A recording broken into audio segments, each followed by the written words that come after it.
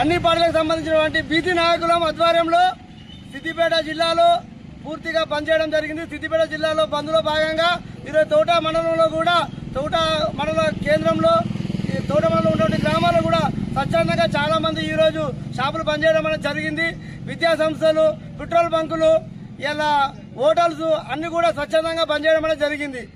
మాకు 60% ఉన్న జనాభాకు బీసీలకు 42% రిజర్వేషన్ అడిగితే ఒక కుట్రపూరితంగా కొద్ది మంది హైకోర్టుకి వెళ్ళి సుప్రీంకోర్టుకి వెళ్ళి ఇలా స్టే తెచ్చి మనం ఇవాళ బీసీలను అడగదొక్కాలని చూస్తున్నారు।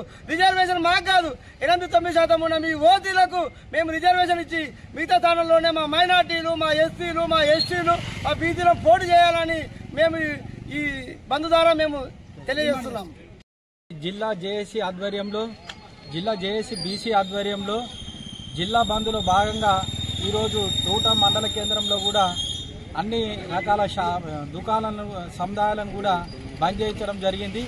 ఎందుకంటే బీసీలకు ఈ రాష్ట్రంలో 56% జనాభా ఉన్నటువంటి బీసీలకు 42% రిజర్వేషన్ ఇస్తే కొంతమంది దాన్ని అడ్డుకొని కుట్రపూరితమైనటువంటి ఆలోచనలు చేసి కుట్రపూరితంగా కోర్టుకు వెళ్ళి మరి ఆ వచ్చినటువంటి రిజర్వేషన్ను రద్దు చేయించడం జరిగింది।